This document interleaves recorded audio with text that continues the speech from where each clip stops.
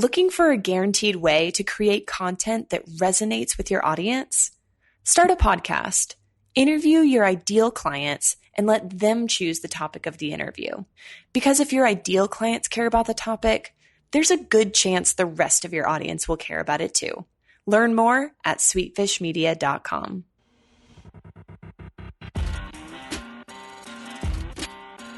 You're listening to the B2B Growth Show, a podcast dedicated to helping B2B executives achieve explosive growth.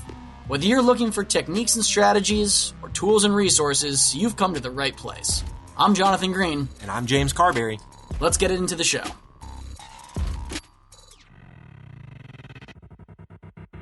This episode is sponsored by Directive Consulting, the B2B search marketing agency. We'd like to welcome to the show Neeraj Singh, the founder and CEO at Big Binary. Neeraj, welcome. We're really excited to have you on the show today. Thanks. Thanks for having me. Yeah, absolutely. So recently you were awarded, Inc. 5000 recognized you as one of the fastest growing companies. This is a really exciting achievement for you guys. Congratulations on that. Thank you very much. So today we're going to dig into a little bit of how you've achieved that growth, what you're looking at doing in the future. But why don't you give us a little bit of a background on what's Big Binary, where do you guys come from, and who do you help? So Big Binary is a web and mobile consulting company. We primarily build custom web applications and mobile applications for our clients. We come from more of a technology background. I was a strong contributor to Ruby on Rails, which is a technology used to build web applications. And after certain contributions to the Ruby on Rails open source ecosystem, I was able to quit my full-time job and started freelancing. And from there, I got a few clients, and then we kept adding on more clients. So this whole thing really started with you kind of as a solopreneur, starting everything as a consultant, and then you grew from there? Absolutely.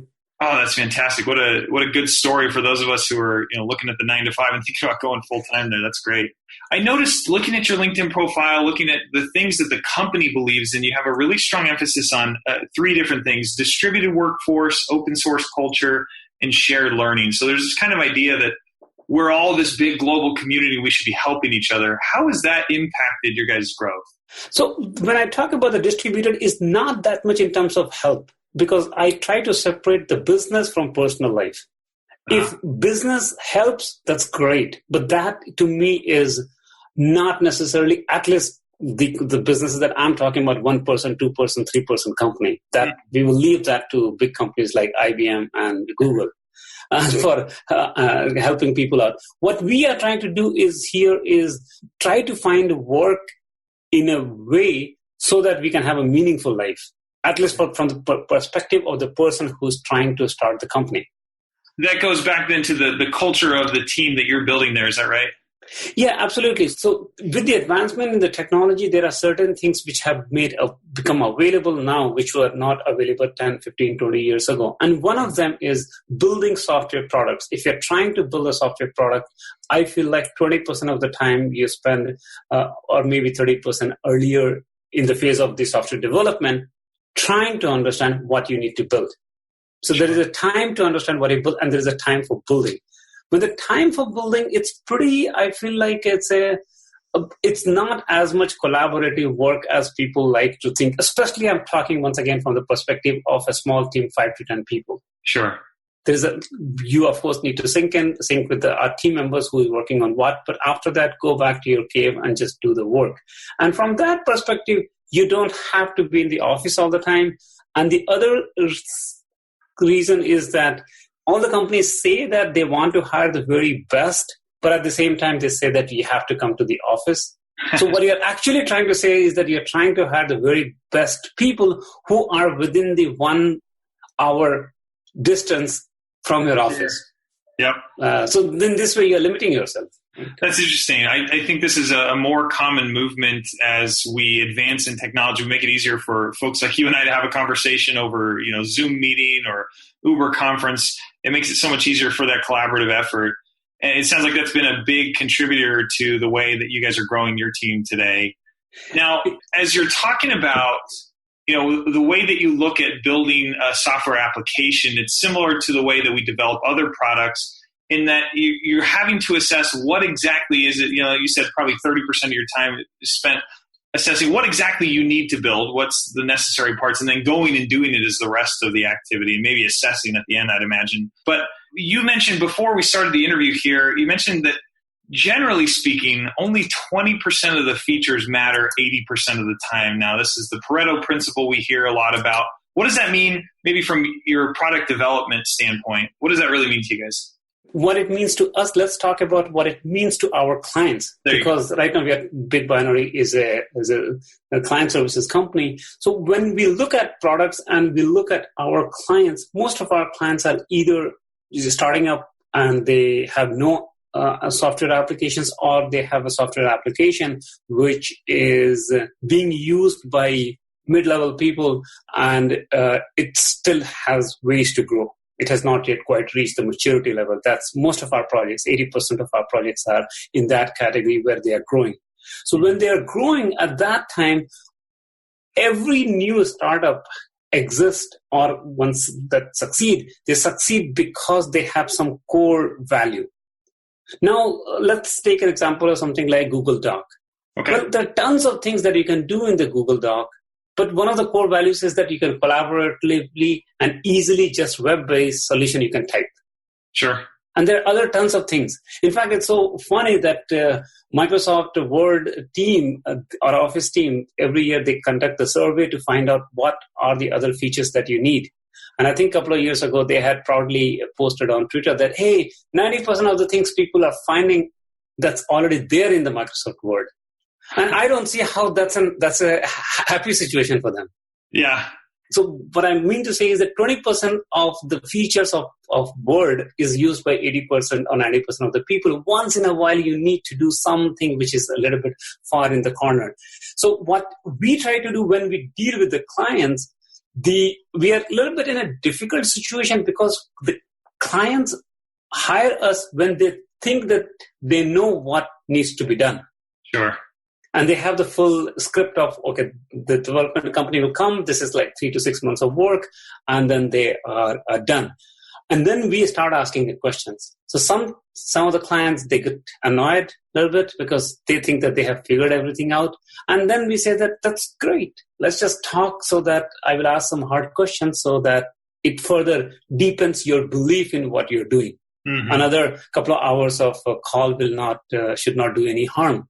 Mm-hmm. And then we ask questions, and we discover that, okay, that they need to make some changes in their priority list.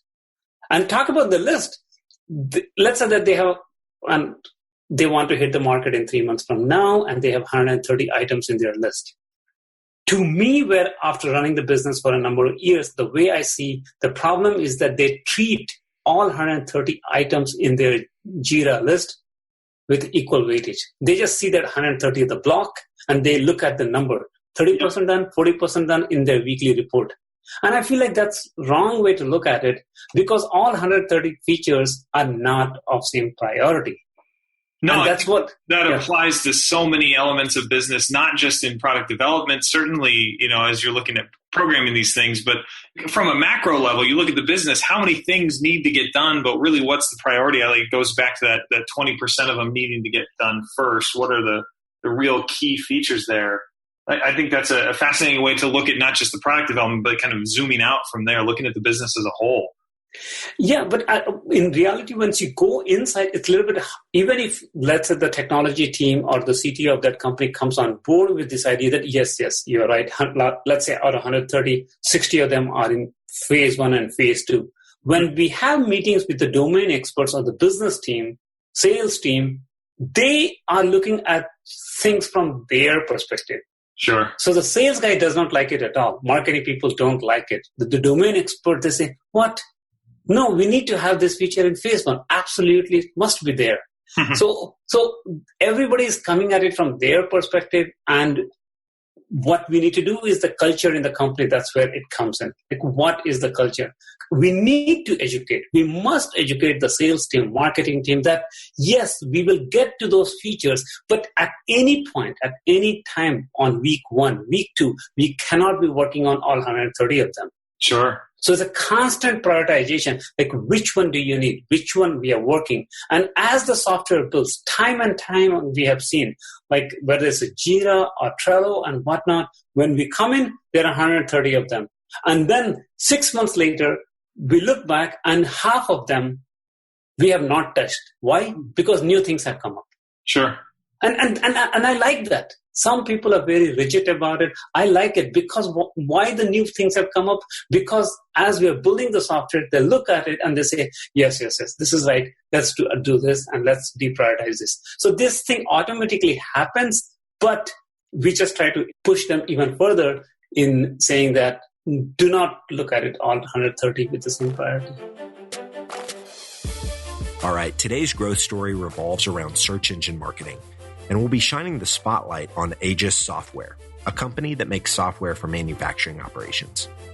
Aegis was one of the first companies in their space to invest in search marketing, but as competition grew, their performance plateaued.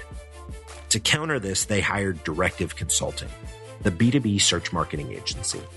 With unparalleled experience in inbound lead gen for B2B companies, Directive was able to increase Aegis's monthly online leads by 457%, while at the same time lowering their cost per lead by 147%. Now I have a hunch that Directive can get these kind of results for you too. So head over to directiveconsulting.com and request a totally free custom proposal.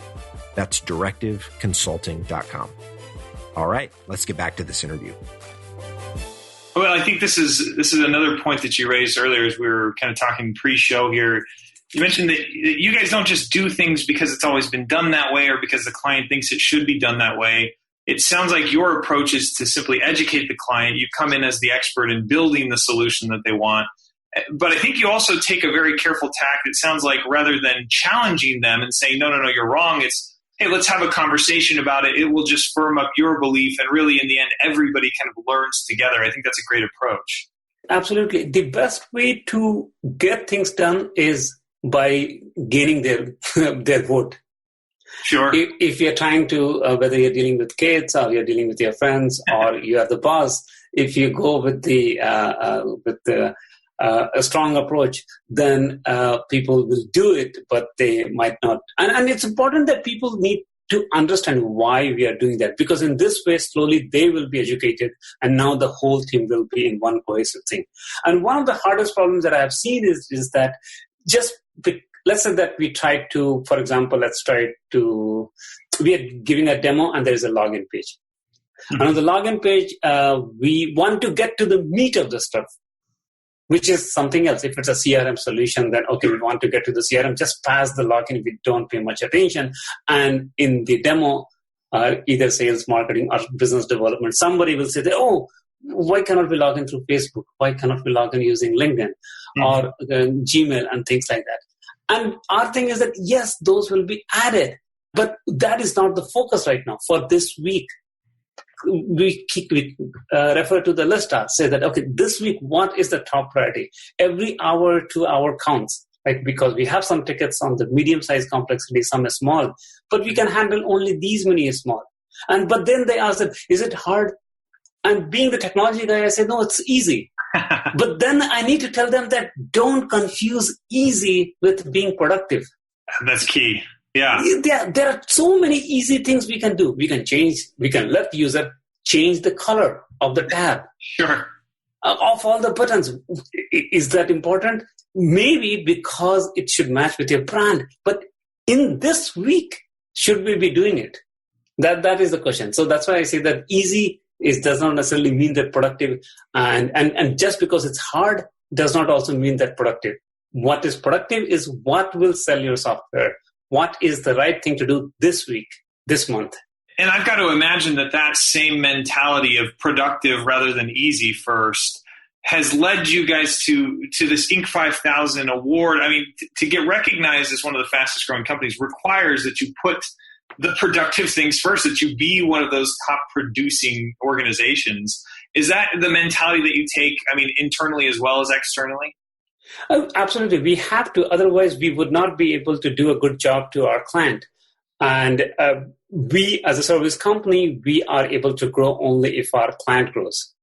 Sure. So in a way, it's a good thing. So for a lot of people think that's a constraint, but I feel that's a good constraint. So that forces us to always think what's good for the client. One of the hardest things is acquiring new customers. So we can have two strategies. There are only two strategies for a consulting companies to grow. Either you suck the blood off of your client, you take all the money that you can take, and then go to the client B and then to the client C. Or we can have a client which we can help grow. And if the client is growing and they are doing good business, they are having good revenue, then the last thing they want to do is switch their technology partner. Sure.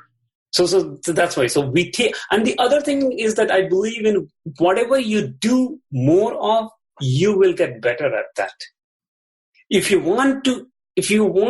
keep sucking the blood of the client and your strategy is to move from client A to client B, whatever happens to client A, I don't care. You will get better. I will get better at taking all the money and moving to the next client. There's no doubt about that. But I don't want to get better at that. Because why? Because tomorrow, if let's say I try to build an internal product, I have not built that skill, not that mental model.